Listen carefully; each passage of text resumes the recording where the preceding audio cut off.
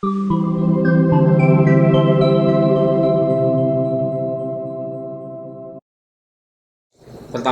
saya bukan master ya. Mungkin nggak sih kita melawan big data gitu? Gak mungkin gitu juga. Itu ngeri banget. Apalagi kalau kita udah di follow sama atasan. Wah ini privasi ini bocor gitu. Ini di upload ya. Bisa nggak boleh kan? Nggak bisa.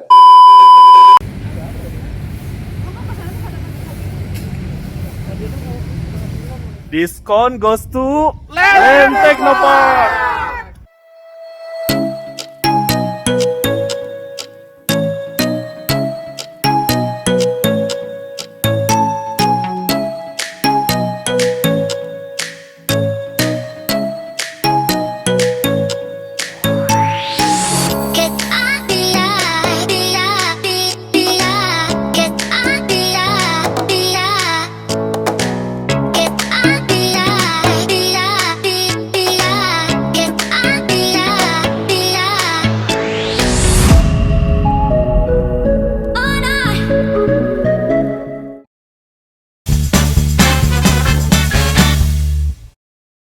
Diskon merupakan wadah komunikasi untuk para teman pintar saling berdiskusi tentang inovasi dan teknologi, organization and people development, business and strategic management, operational management, serta hal-hal menarik lainnya. Dalam acara ini, terdapat 3 peran. Pertama, guest speaker yang akan membawakan materi referensi untuk didiskusikan. Kedua, penanggap yang menanggapi materi tersebut bisa berupa pernyataan atau pertanyaan. Dan yang ketiga, moderator yang akan membantu jalani acara. Materi referensi akan dibagikan selambat-lambatnya H-1 sebelum acara dimulai. Sebelum Anda menyaksikan tayangan ini, mohon untuk mengunjungi referensi di kolom deskripsi. Terima kasih dan selamat menyaksikan. Oke, selamat datang kembali lagi bersama saya di acara Diskon, diskusi konstruktif, berbagi mimpi, kolaborasi ide dan solusi. Oke, untuk episode kali ini di Diskon kali ini tuh merupakan diskon yang sangat spesial karena kita berada di Land Technopark di Subang. Jadi konsep acaranya lebih enak ya, tempatnya lebih berbeda dengan biasanya. Untuk diskon kali ini, course utamanya kita kedatangan guest speaker yang sangat spesial nih. Di sebelah kiri saya ada guest speaker, yaitu ada Kang Heru. Kalau diskon itu kan diskusi konstruktif ya. Kalau Kang Heru ini hebat dan rupawan gitu. Bisa juga ya. Oke, di sini juga kita kedatangan 3 penanggap. Di samping Kang Heru ada Mas Pras. Kemudian di sebelah kanan saya ada Teh Wigi dan juga ada Aindra di sini. Oke, course utama di sini kita akan membahas mengenai artificial dan intelligence dan big data yang akan disampaikan oleh Kang Heru sebagai guest speaker. Mungkin kita awali saja. Tanggapan dari Kang Heru di sini mungkin sebagai salah satu master AI di EPP ini di LAN, seperti apa sih mengenai AI dan big data ini? Pertama, saya bukan master ya. Oke, siap. Cuma diamanahi untuk pengembangan AI di LAN.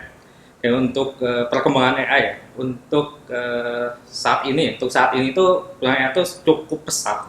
Cukup pesat AI karena didukung juga oleh hardware yang cukup mumpuni gitu. Jadi AI itu sempat vakum pengembangan AI cukup vakum karena hardware yang kurang mendukung gitu. Sekarang kan ada GPU ya, GPU processing, nah itu semakin tinggi processing di hardware, jadi AI pun semakin berkembang pesat, berkembang pesat di dunia ini. Dan kalau sekarang itu AI itu selalu berhubungan dengan big data kan, ya, big data selalu berhubungan dengan AI. Gak bisa ada learning kalau datanya nggak ada.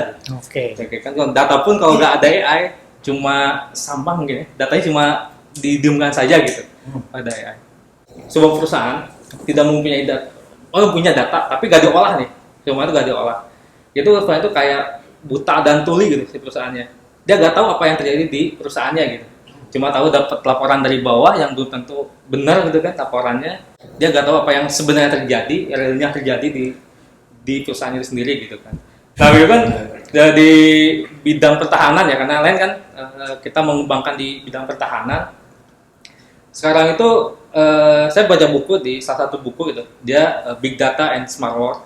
Karena dia bilang perang itu sudah ditentukan siapa pemenangnya sebelum dimulai perangnya. ketika salah satu lawannya sudah memiliki data. Oke. Data lawannya gitu. Data lengkap, datanya ada profiling kekuatannya, profiling si masyarakatnya, profiling wilayahnya, dia pasti udah tentukan pasti menang. Oke. Dia biasanya gini, contoh ya, kalau perang dia udah punya datanya ya, dia nggak perlu serang objek vital ya. Objek vital nggak usah diserang dulu gitu. Yang dilakukan adalah sabotase. Sabotase masyarakatnya, pecah belah masyarakatnya, bikinin. Nah itu kayak gitu kan. Jadi sebelum dia nyerang, pas dia nyerang, masyarakatnya nggak akan ngebantu, karena udah dicuci otak kan. Cuci otak kayak gitu ke sana. Nah untuk perkembangan AI sendiri sekarang itu ya di Indonesia ya, baik ke Indonesia. Di Indonesia tuh udah banyak sekali riset-riset AI, dan perusahaan-perusahaan yang AI itu udah banyak sekali. Hampir semua kampus, mungkin kampus teknologi itu ada riset AI. AI-nya, riset AI dan big data. Terus yang di LPDP juga yang sangat mendukung riset-riset LPDP untuk AI, dan begitu pun di LAN ya. Di LAN udah mulai sekarang ini banyak riset-riset, rencana riset AI, dan ada beberapa yang udah dilakukan. AI dan big data ya. Berarti kalau begitu kan data itu terkumpul gitu atau bagaimana ya? Oke. Jadi kan kalau big data ya, kalau kita bicara big data, poinnya ada tiga V ya. Tiga V. Oh sekarang berkembang tuh ada 4P sampai 20P itu yang menjelaskan tentang big data. Tapi yang pentingnya ada 3, yaitu volume, variety, sama velocity. Nah kalau ini ya, namanya big data ya pasti banyak ya datanya ya, nggak mungkin sedikit, terus datanya banyak. Kedua itu variety, jadi si datanya nggak bervariasi gitu. Jadi banyak source ya, banyak datanya nggak hanya sebenarnya data karyawan saja gitu, walaupun karyawannya mungkin 20 juta karyawan, tapi kalau cuma satu data karyawan, terus bervariasi lah datanya. Ini juga, dan terakhir itu ada velocity, jadi perubahan datanya, kecepatan perubahan datanya gitu kan. Jadi data ini akan berubah secepat apa gitu, datanya akan berubah secepat apa gitu kan. Kalau misalnya datanya itu data karyawan di LAN ya, misalnya datanya update setahun sekali gitu, nah itu nggak bisa masuk big data kan, itu karena update-nya ini. Jadi nantinya itu akan diolah datanya. Nah kalau kesini itu banyak yang mengembangkan lah dari 3V ini ke banyak ini kan, di bawahnya ada banyak ini, dari 3V, 4V, sekarang ada yang sampai 20V gitu. Apa intinya dari 3 ini aja. Oke. Berbicara mengenai data kan otomatis big data ini akan begitu, datanya banyak banget kan terkumpul. Mungkin saya pengen ke Indra nih, secara dari orang yang ahli di network security mungkin ya, Indra ini. Seperti apa gitu ya pandangan dari Indra mengenai keamanan terkait big data ini? Oke. Kalau terkait keamanan dari big data, dilihat dari security network ya, ini sebetulnya kaitannya sangat erat banget gitu ya. Karena tadi variety dan velocity. Kita tahu velocity itu kan kecepatan. Kecepatan transfer datanya, variety itu beragam datanya seperti apa, dan volume juga gitu. Dari security seharusnya layer-layernya itu pasti akan lebih dari satu layer. Nggak hanya misalkan cuma hanya mengandalkan firewall gitu. Ya nggak juga gitu. Di dalam datanya juga itu udah pasti banyak service-service yang hidup dan juga saling keterkaitan. Dan yang paling menarik di AI dan big data ini menurut saya ya, koreksi kalau saya salah, di AI dan big data ini nanti munculnya itu ada data scientist, kemudian ada dan lain macamnya ya. Yang saya garis bawah itu adalah data scientist. Kalau saya background dari network security, saya mendengar kata scientist gitu. Ini kok data ada scientist gitu. Ini saya juga bingung nih, ini hubungan antara AI big data dan data scientist itu seperti apa? Ini saya juga mau bertanya juga nih ke Kang Heru sebagai guys speaker ya, karena memang basicnya di security secara umum untuk network security itu tidak hanya menggunakan firewall saja. Pertama mungkin firewall, kedua kita amankan datanya dengan enkripsi, kemudian yang ketiganya jalurnya seperti apa, dan juga hak akses juga. Itu akan mungkin topik sendirilah nanti. Tapi secara keamanan itu nggak satu lapis, pasti ada berlapis-lapis. Nah mungkin balik tadi ke pertanyaan tadi, data scientist. Kalau scientist kan itu kan peneliti kan biasanya kan, cenderungnya gitu. Tapi ini ada data, berarti peneliti data gitu. Secara umum ya, secara orang awam menerjemahkan itu adalah peneliti data. Nah bagaimana nih cara melakukan peneliti data dari AI dan big data? Oke, mungkin Kang Heru bisa menjawab nih pertanyaan. Oke, sebelum ke sana saya nambahkan di terkait security ya, keamanan. Jadi kalau di tim saya itu kita ngebagi dua terkait security data. Untuk di sistem kita, yang pertama network security, yang tadi terkait dengan hardware, infrastruktur, dan lain-lain itu network security. Yang kedua itu data security. Data security itu ada 3 bagian yang kita garap nih. Yang pertama itu ada data at rest, data ketika di database, ketika di database atau database server maupun di database client. Terus yang kedua data on move atau in transit, ada yang bilang on move, ada yang transit. Itu kira data perjalanan data gitu, baik dari client maupun ke server, atau dari server kan ada service nih, atau multi clustering servernya, atau servernya misah gitu kan. Nah, itu nanti ada keamanan sana, enkripsi data ya, data security, data security. Kalau network security kan kita lebih paham lah. Oke. Saya di data yang terakhir itu ada ketika data in use, ketika digunakan. Nah, itu 3 area itu harus ditangani gitu. Kebanyakan itu orang cuma berfokus di data on move, data transit, ternyata kirim-kiriman data di enkripsi ini. Ternyata data address-nya nggak di enkripsi gitu, database-nya telanjang. Kan pencurian data itu kebanyakan orang dalam. Ya kan?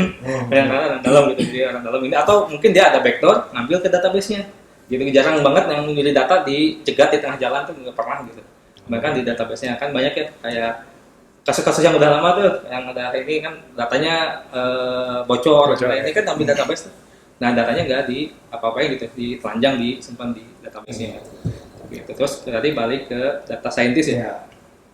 Nah, sama dengan scientist peneliti ya gak jauh beda sama ya. Cuma yang emang di sini dia ngurus datanya gitu, ngurus datanya kan. Kalau data scientist pasti data yang dia dapat data banyak nih, data banyak. Terus data scientist pertama itu harus menguasai domain knowledge-nya, gitu kan. Misalnya ke perusahaan itu mau apa sih? Domain knowledge perusahaan itu kayak gimana? Dia mau nyari apa gitu di sana. Dari semua data itu dia teliti lah ya, saintis kan penelitian. Dia teliti datanya butuh data apa aja sih? Ini ada datanya karyawan, terus data tax manajemen, terus ada data project yang lain kan, itu banyak datanya tuh. Database mungkin nggak satu database kan, banyak tuh datanya. Nah, itu semua dia pelajari semua datanya. Keterhubungan di sini tuh kayak gimana sih? Gitu. Jadi data scientist, data analis itu dia bukan mencari apa yang sedang terjadi gitu, tapi bagaimana itu bisa terjadi. Oke, berarti ada penelitian di situ ya. Iya. Data akan digunakan seperti apa, kemudian si orang data scientist ini melakukan penelitian, data ini dicampur ini seperti apa, kayak ya kita lihat di lab gitu. Ya betul, kayaknya kalau di lab itu kan dicampur jadi apa gitu. Karena tadi menarik juga, sebelumnya kan dibilang juga perang itu sebelum dimulai kita sudah bisa mengetahui mana yang menang dengan AI dan big data tadi kan. Nah, mungkin hubungannya ke sana. Salah satunya tadi yang disebutkan bahwa kita mengkeoskan masyarakat di situ.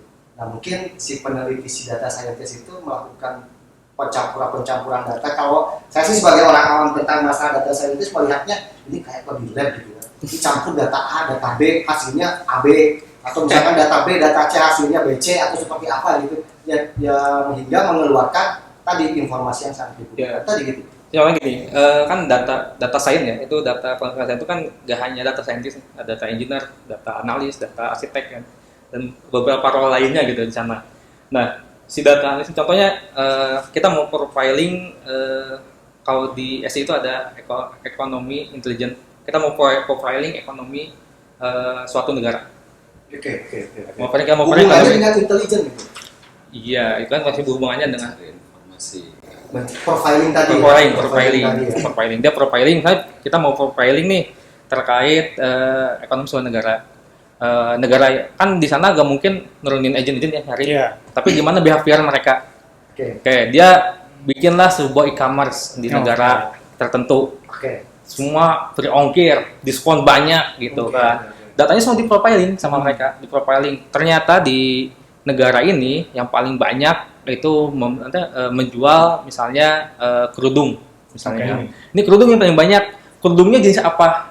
Warna apa? Harganya berapa? Bahannya apa? Oke, ternyata ini di misalnya negara tersebut dia kasih nih ke UMKM negara mereka. Oke. Mereka nih kayak gini, bikin kerudung kayak gini, model kayak gini. Oh, sampai sedetil Saya gitu. Tahunnya waktunya kapan? Kapan nih? Pas saat ini musim ini yang naik, musim ini yang naik. Si pemerintah itu tuh dia mau menguasai ekonomi itu ya udah dia data-data itu dia olah, dia kasih ke TOK, perusahaan di negaranya gitu, pelaku bisnis di negaranya. Dan begitu serbulan negara itu dengan barang-barang dari negara dia. Akhirnya kan dia bisnis tentang tadi ya kerudung misalnya. Tahu dia harga kerudung di negara itu tuh kisaran misalnya 15.000 nih, 15.000. Price-nya 15.000. Lo dia tahu harganya kayak gimana, bahannya apa yang disukai, yang sering dibeli ya, terus warnanya apa gitu. Dia serbu nih dengan free ongkir segala rupa diskon, dan harga lebih murah. Akhirnya kan lama-lama tutup tuh. Iya, industri Lokal tutup bisa lokalnya. Oke. Berbicara mengenai data kan tadi ada data scientist ya atau scientist data, peneliti data. Kita di sini juga kan ada 2 orang dari software engineer nih. Mungkin saya pengen lihat nih pandangan dari software engineer tuh seperti apa gitu. Mungkin apa sih software engineer dan bagaimana, mungkin apakah memang berkaitan dengan data scientist atau tidak gitu. Mungkin saya mau ke Teh Wigi dulu, mungkin boleh. Kalau tadi pertanyaannya kaitannya software engineer dengan data scientist, kalau saya jalani gitu ya, sama ini itu tuh hal yang berbeda gitu. Dimana kalau yang tadi udah disebutkan data scientist itu dia mengolah data, kalau kita di sini ya mengimplementasikan tuh bukan datanya, tapi kita bukan mengolah data, tapi kita membuat sesuatu gitu ya. Kalau karena kita di software ya, berarti kita membuat peralatan lunak gitu. Jadi software engineer dan data scientist itu ada hal yang berbeda. Nah, kembali lagi yang tadi, gimana nih kalau misalkan kita dari software engineer pengen menjadi data scientist, bisa dimulai dari mana? Oke. Ini pertanyaan ya. Data scientist bagian software engineer nggak? Itu bisa. Ini Saya pertanyaan. menanggapi ini. Boleh menanggapi? Boleh. Jadi data scientist itu merupakan software engineer. Tapi software engineer belum tentu merupakan data scientist. Yang saya ketahui ya, karena apa? Basic dari kedua pekerjaan ini itu dibedakan dari 7 hal yang saya pernah baca ya. Pertama itu ada role dan responsibility dari software engineer dan data scientist. Kemudian yang keduanya ada skill, 3-nya toolsnya yang digunakan, kemudian 4-nya programming language-nya, education-nya, salary, dan career map. Kalau digambarkan secara umum. Tapi secara umum tidak ada yang membenarkan ketika seseorang mengeluarkan pendapat apa sih software engineer, apa sih data scientist, apa perbedaannya, apa persamaannya. Secara umum dan secara fix tidak ada yang membenarkan atau menyalahkan.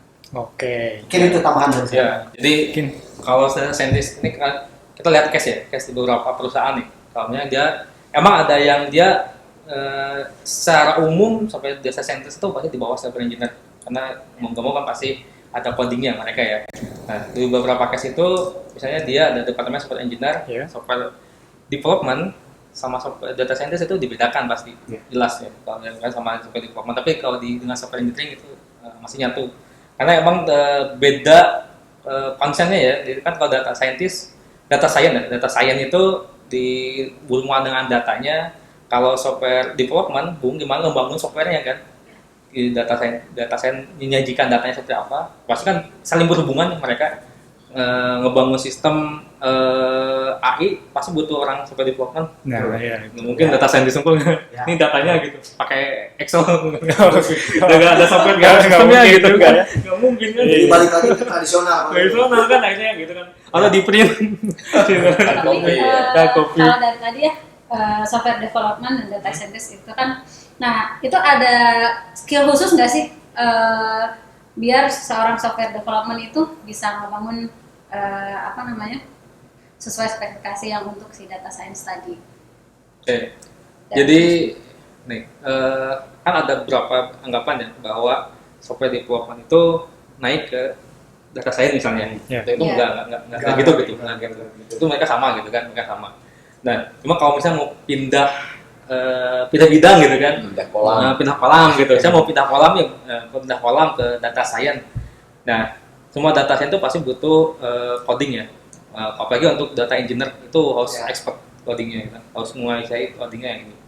Dan yang penting itu di data ya mereka bisa menganalisa data sih sebenarnya. Dia bisa menganalisa data gitu. Jadi ketika skill khusus buat data scientist ya, data yang mau jadi ke data science, ya pertama dia harus bisa menguasai domain knowledge ya. Kalau untuk data scientist ya, ini data scientist, data analis itu domain knowledge. Kalau untuk data engineer, nah dari development ke data engineer itu dia lebih datanya gimana cara menyajikan datanya gitu, data yang cepat, data yang accountability datanya gitu kan, security datanya itu ada di data engineer gitu. Dia lebih banyak main di network infrastruktur gitu, main di infrastruktur data engineer. Nah jadi kalau mau pindah itu nggak terlalu susah sih dari nanti pindah kolam ya, bukan naik ya. Karena banyak yang bilang naik nih, enggak ya. Gitu itu pindah kolam itu nggak terlalu susah kalau kita udah punya background kuat di software engineer ya. Paling kan cuma nambah beberapa ada kursus, belajar kursus atau belajar banyak kan sekarang di internet juga gitu. Mungkin nggak bisa sambil berjalan gitu udah bisa menguasai juga gitu di data science. Berarti di sini juga kalau gitu, kalau misalkan saya tanya ke Mas Pras nih, Mas Pras ini kan dia salah satu senior software engineer nih.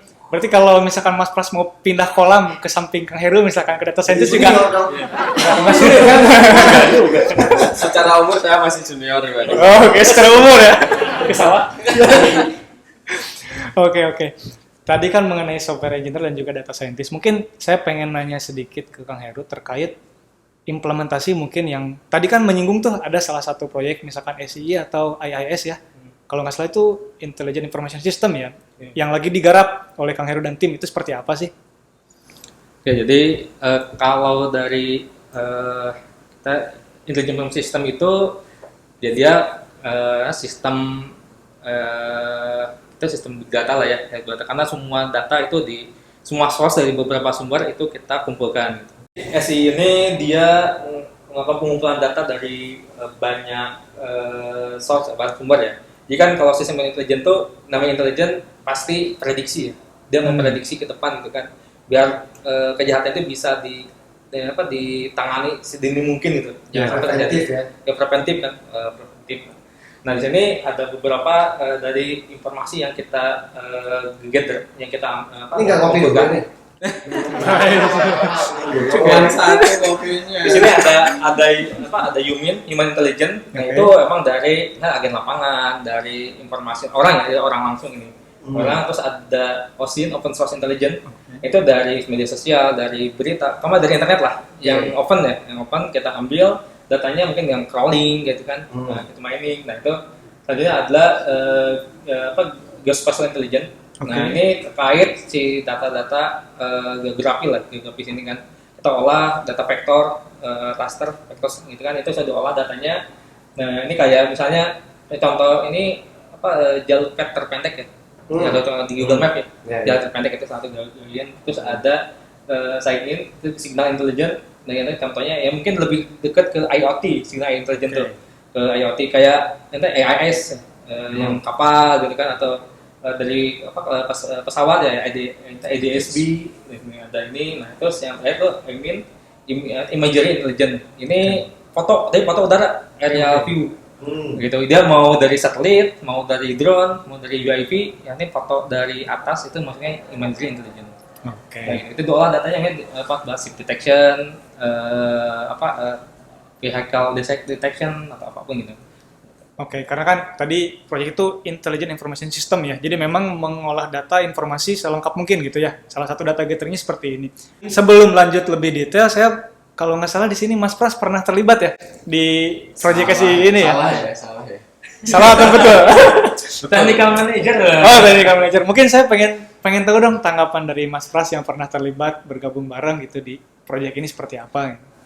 Iya, jadi kalau tadi bahas masalah data gathering, memang salah satu yang paling kerasa ya ketika terlibat waktu itu adalah kadang kita ngerasa data itu tuh ya udah gitu, data yang cuman gitu doang gitu. Tapi sebenarnya data-data itu ketika terkumpul, ketika banyak, ketika tadi ada 3V dan sebagainya, bisa diolah sehingga kita bisa mengambil satu kesimpulan tentang perilaku, tentang behavior, tentang profile dari satu orang atau bahkan beberapa orang atau satu negara sekalipun, dan itu memang sangat-sangat penting bagi negara itu untuk tetap bertahan dengan harusnya ini rahasia gitu ya, sehingga nah ini jadi satu pesan juga sih bagi kita semuanya gitu ya, jangan mudah mengumbar sesuatu yang mungkin itu berharga, itu penting di sosial media. Mungkin kita mainnya di sosial media, kita nggak mungkin punya satelit sendiri gitu. Tapi harus memfilter kalau kita ingin berstatus ya. Nah, salah satunya ya. Biar kamu tadi profiling sama saya. Dan itu yang paling penting adalah apalagi kalau kita udah di follow sama atasan ya itu. Boleh minum dulu ya. Oke, boleh. Minum dulu aja, lebih santai. Antara ahli data dan cyber security itu dekat sebetulnya. Karena di cyber security juga ada yang namanya profiling. Iya. Nah, sebenarnya saya ada satu pertanyaan mungkin ya buat Kang Heru. Mungkin nggak sih kita melawan big data gitu? Jadi artinya misalnya data kan udah banyak nih di internet itu, atau ya misalnya tadi ada human, ada macam-macam lah data gitu. Dan data itu apalagi misalnya di internet itu sangat mudah sekali bagi negara lain untuk mengambil misalnya, karena atau misalnya kita main Facebook, kita main Instagram, main Twitter, lah servernya ada di mereka, terus kita mau ngapain gitu. Nah, bagaimana caranya kita melawan itu gitu? Orang Indonesia nih, saya mau melawan biar orang lain nggak bisa profiling negara kita. Kira-kira gimana? Mungkin nggak sih seperti itu? Mungkin nggak usah pakai. Iya, itu paling mujarab ya. Iya. Nggak usah pakai Facebook, nggak usah pakai Instagram, TikTok dan lain-lain gitu kan. Atau aplikasi HP aja kan di profiling sama Google. Posisi kita. Ada iklan kan? Iklan kadang tepat apa yang kita obrolkan kok tepat ya. Kalau kita lagi jalan-jalan, kok sama ya iklannya, kok ada deket gitu nah ini. Itu pasti di profiling HP kita itu. Jadi selama kita menggunakan teknologi buatan orang ya, pasti di profiling. Saat ini pasti di profiling. Kalau nggak mau di profiling secara pribadi ya, udah berarti harus isolasi diri gitu Dari dunia. Ini Balik ke zaman tahun 60-an ya. Tapi kan nggak mungkin gitu juga. Bagaimana kalau kita bisa tahu kalau kita tuh sebenarnya udah terprofiling gitu, kita bisa ngecek nggak sih gitu, dan kita udah kepake sejauh mana? Gak bisa kan pasti itu dirahasiakan ya profiling itu. Kalau negara ya sama pemerintah dirahasiakan profiling orang gitu kan. Ya kalau perusahaan kayak Google ya dirahasiakan profilingnya kan sama Google gitu. Gak bisa kita di profiling nggak akan tahu. Makanya juga ada ya orang-orang ini misalnya kayak inilah kemarin data BPJS bocor ya. Wah ini privasi ini bocor gitu kan, gak lupa selama ini kan itu di profiling gitu. Terus ngapain kan cek sekarang gitu kita banyak emang sih kalau misalnya data BPJS ini disalahgunakan ya. KTP bisa salahgunakan jadi pinjol kan KTP ini emang. Jadi kalau misalnya ada yang bilang ini privasi data gitu kan, Facebook gak ada privasi. Ya kalian selama kalian nge-share foto, nge-share status, Facebook bisa memprofiling gitu. Bahkan kan ada NLP ya, status kita tuh di profiling juga. Ini orangnya suka curhat, suka julid gitu kan, dia tahu ya. Mungkin boleh saya tambahkan nih dari pertanyaan Teh Wiki tadi ya, koreksi juga nih kalau saya salah terkait konsumen. Biasanya kan kalau kita itu udah booming sekarang e-commerce belanja gitu. Nah, bagaimana kita tahu bahwa data kita sudah terprofiling? Ketika kita buka aplikasi, itu rata-rata kalau kita buka aplikasi kan ada AdSense. Nah, biasanya AdSense itu pas kita lihat, kok bener kemauan saya gitu. Nyarinya apa, munculnya apa ya?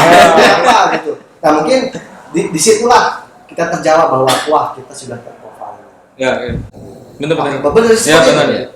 Ya kayak Google kan kita jalan-jalan suka ada iklan yang tepat gitu kan. Sekarang itu kita tuh tepat banget kan. Ya. Bahkan yang saya curiga tuh kita ngomong nih, tiba-tiba kali pas sama yang diomongin ya. Iya. Oke. Ya kan? Wah ini apakah suara kita di recognize sama mereka gitu. Ya, akhirnya si itunya ini gitu kan. Itu gak tau lah gitu. Cuma di Google tuh yang dibuka kayak itu dia bisa ada sistem yang untuk merecognize dengkuran. Tidur. Sampai ke Analisis. Sampai ke sana. Analisis itu. Wah ini. Ini sampai ngorok juga. Profiling ngorok. Iya gitu. Kalau saya nggak pernah saya dengar ngorok sih. Nah, itu yang dia ada riset itu gitu. Tapi kan nggak tahu apakah itu diimplementasikan ke semua smartphone-nya, ke Android saya nggak Tapi hafal saya gitu. pernah baca sekilas sih ya di berita-berita global gitu. Jadi si Facebook itu sedang meneliti AI. Ternyata di labnya AI itu dia bisa beradaptasi sendiri. Makanya dia shutdown langsung. Saya nggak tahu apakah itu beritanya benar atau tidak gitu. Tapi dari tadi yang dipaparkan Kang Heru bahwa si AI big data ini bisa sampai ke nge-profiling ke masyarakat, sampai ke bisa kita tahu perang mana yang kalah, mana yang menang, itu ngeri banget gitu kan ya. Kalau kita sebagai orang yang nggak tahu apa-apa gitu, wah ini kok bisa sampai kayak gini gitu. Masyarakat yang nggak tahu apa-apa aja misalkan di bawah, ini kok Jerman kok minyak kok jadi mahal ya? Kok ini kok kita makanan utama dari nasi kok jadi ke jagung gitu? Mungkinkah itu efek dari sana? Kita kan nggak tahu juga. Oke. Kan gini tambahnya, kalau kan ya itu dia berkembang ya, terus berkembang ya itu didukung hardware yang ini dan dia terus berkembang lah. Berkembang AI karena butuh optimasi kan, optimasi dan supaya itu dia akan berkembang terus AI-nya. Nah ya itu kalau kita bagi di AI-nya itu ada yang pertama ada 3 gitu kan, dibagi ada artificial narrow intelligence, dia yang single task ya. Oke. Single task itu Siri itu masuknya ke artificial narrow intelligence, itu yang paling rendah Siri. Itu paling rendah. Terus ada artificial general intelligence. Itu si AI itu dia dibangun multitask kayak orang kayak human, kayak orang gitu. Dibantu kayak orang. Si AI itu kayak Siri, apa itu Siri? Mungkin yang lain yang nonton ini nggak tahu nih. Siri itu apa? Apakah Siri? Kita nggak tahu. Siri Atau nikah. face recognition, face recognition yang kalau kan ini suruh nyalain lampu yang gitu kan ya Siri. Nah itu terus yang tadi itu ada artificial super intelligence. Oke. Nah ini tujuannya itu membuat AI yang melebihi kecerdasan orang terpintar di bumi yang ada itu. Tujuannya itu. Mirip kayak film-film bahwa AI itu dia bisa berpikir gitu. Ya, gitu emang kita atas tentang super intelligence ini, Elon Musk juga sempat bilang ini ngeri gitu. Kalau ini bisa terrealisasikan bahkan jenang intelligence kan udah ngeri gitu. Super intelligence bahkan saya ini kayak ada buku super intelligence itu dia kengerian AI ketika udah sampai tahap di atas manusia gitu kan. Dia kayak ada cerita tuh yang burung pipit pengen menaklukkan burung gagak gitu kan. Nah burung pipit itu kita burung gagak itu AI gitu kan. Yang akhirnya kita yang dikuasai sama AI itu. Oke, mungkin kalau berbicara mengenai AI itu ya, saya pernah belajar juga atau pernah membaca juga gitu. Salah satunya kan di AI itu ada yang mungkin ada istilah pelatihan ya atau training kan. Itu biasanya kan ada yang supervise sama ada unsupervised. Dimana kalau misalkan yang belajar sendiri itu kalau nggak salah unsupervised berarti ya. Jadi nggak ada data sebelumnya, tapi dia belajar berdasarkan lingkungan gitu. Otodidak. Iya, otodidak. Mungkin salah satu beberapa contoh metodenya kayak mungkin reinforcement learning atau mungkin algoritma genetik kan mungkin itu salah satunya juga. Mungkin saya pengen balik lagi nih ke proyek yang SCI tadi. Kan tadi berkaitan dengan data latih ataupun cara dia training ataupun metodenya itu ada yang supervised dan unsupervised. Itu kalau di SCI itu metode apa sih Kang yang sekarang lagi dikembangin? Oke. Koreksi dikit tadi. Ya. Unsupervised learning dengan reinforcement learning itu beda. Oh, beda. Beda ya. Unsupervised learning emang udah belajar di lingkungan. Kan kalau supervised learning itu dia misalnya gini, kalau ini ya, kalau supervised learning ya, supervised learning kita contohnya klasifikasi. Ya, kita kasih tahu ini kalau ada gambar ya. Ini misalnya gambar buah-buahan, ini gambar binatang gitu. Yang kasih tahu nih. Nah itu kan supervised. Terus ada supervised ini kita kasih ada gambarnya. Ada gambar dia harus mengcluster gambarnya. Oh, oke. Mengcluster gambarnya. Itu kan supervised. Kita nggak ngasih tahu mana nggak ngasih tahu dulu ya. Dia kita ada data banyak, foto banyak, saya pengen diklasifikasi, di clustering gitu kan. Dia kan, nah itu unsupervised learning. Nah kalau reinforcement learning dia mempelajari dari lingkungan. Ya. Okay. Kalau di game tuh kayak game Snake misalnya. Iya, game Snake. Nah, dia kan, nah ini yang RL ini ya, reinforcement learning itu emang pengembangannya lumayan banyak gitu. Banyak ya kalau sekarang. Iya. Karena dia nggak perlu data gitu.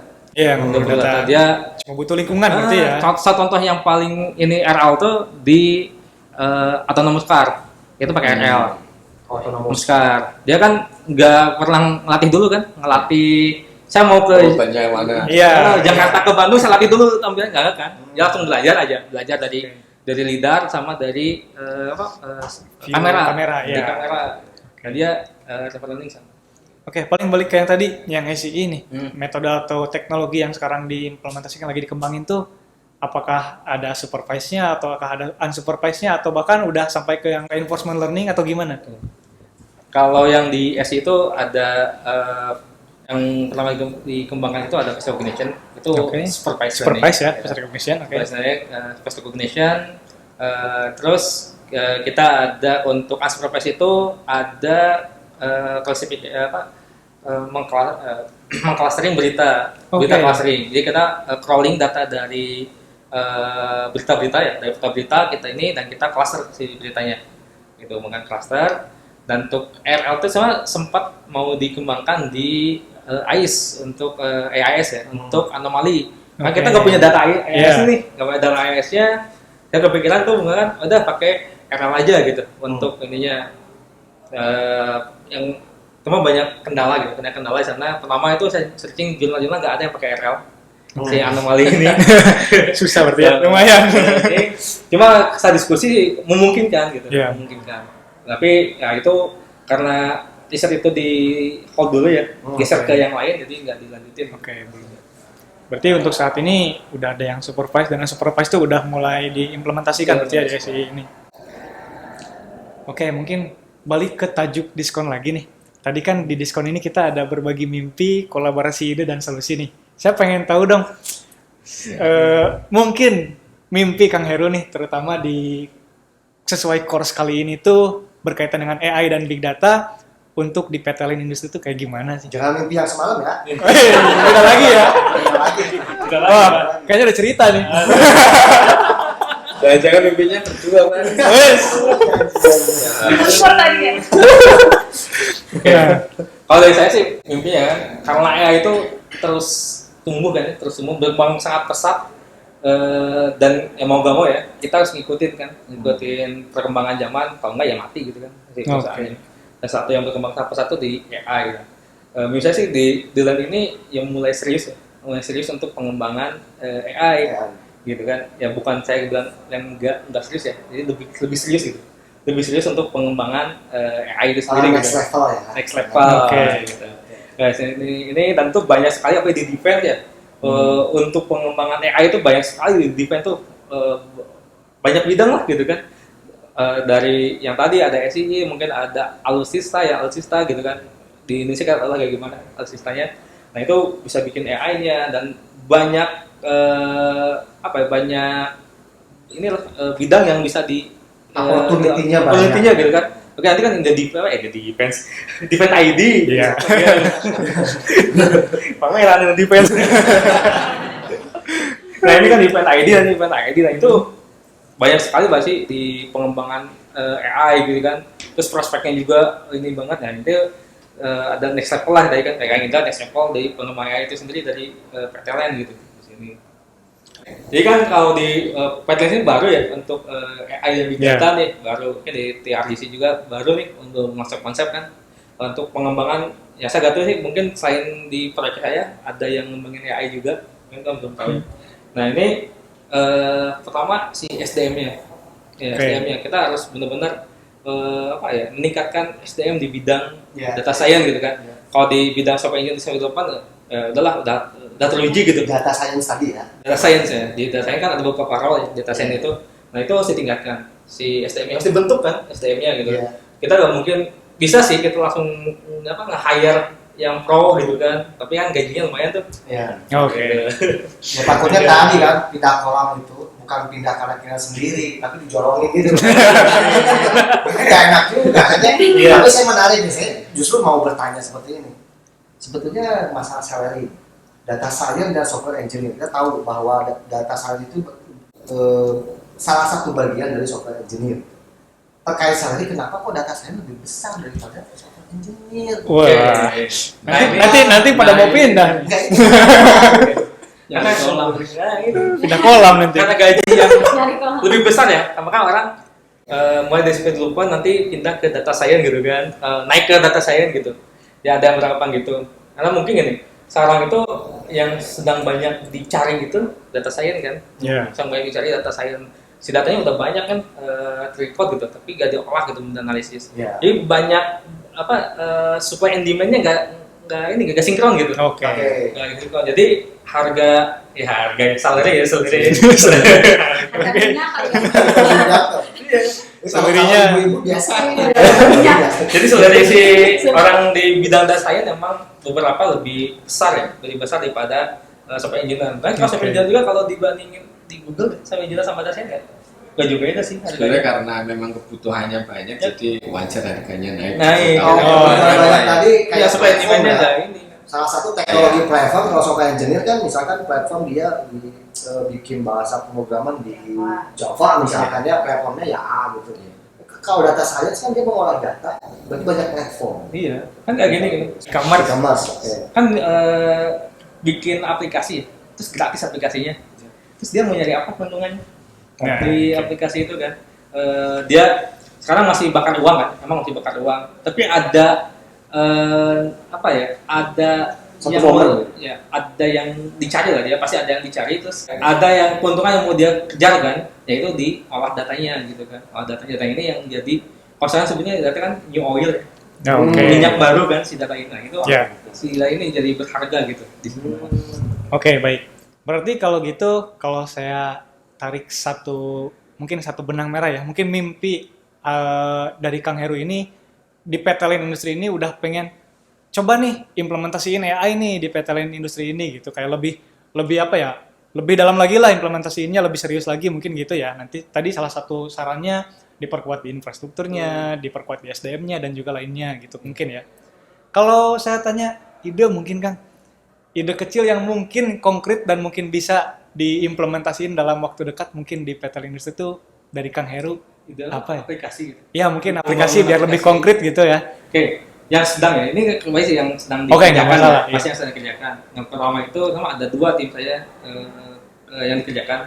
Yang pertama terkait maritime surveillance itu di ICE untuk Oke. anomali, deteksi anomali, emission detection. Nah, kalau anomali itu kan banyak sih, tapi sekarang kita nyoba yang mendekati real time lah. Mendekati real time gitu kan. Kalau real time agak susah kan, ngirim ICE-nya pun ada jeda gitu. Oke. Yang real time untuk mendeteksi anomali di lautan, ya di maritim Indonesia. Terus yang kedua itu kita sedang ngembangin aset manajemen. Aset manajemen kan pasti kedepannya untuk life cycle si aset itu bertambah panjang ya waktunya, Yeah. panjang. Terus kita juga bisa tahu kalau karena di militer ya, military asset readiness, berapa persen Oke. kesiapan real time-nya gitu. Yang nyatanya itu berapa persen kesiapan si aset ini gitu untuk tempur, untuk latihan berapa persen gitu. Nah, itu dua ini yang sedang dikerjakan. Nah, mungkin kalau ini dukungannya dari perusahaan ya, dukungan pengembangan orangnya, dukungan pengembangan infrastrukturnya kuat nih, ini bisa terrealisasi kan sekarang dan nih. Oke. maju mundur mungkin ya. Tapi nggak maju mundur cantik ya. maju karena emang dua itu mungkin Mas Yopnya lebih tahu karena QC-nya dia kenapa maju mundur gitu. Oke, baik. Berarti memang idenya juga sudah mulai diimplementasiin kan untuk saat ini berarti. Mungkin sebelum ditutup nih, saya pengen ini aja. Pengen tahu mungkin satu statement dari Kang Heru, mungkin untuk kita semua gitu di sini sebelum kita Mikir tutup. dulu. Iya. Statement terakhir aja lah, final statement satu kalimat mungkin boleh terkait yang sudah tadi disampaikan. Ya pasti saya ikutin perkembangan teknologi gitu. Aja sih. Ya, Oke. gitu kan. Ya benar kan nggak jauh ketinggalannya, gapnya nggak terlalu jauh ke Oke, depan. siap. Oke, baik. Berarti tadi mantap sekali ya.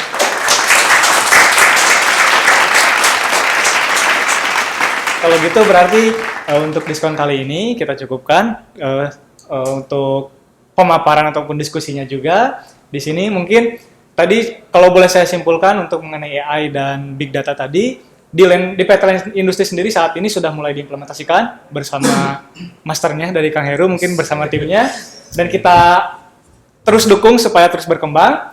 Dan tadi mungkin satu statement terakhir dari Kang Heru, kita harus terus mengikuti perkembangan zaman, jangan sampai kita tertinggal oleh teknologi. Mungkin seperti itu.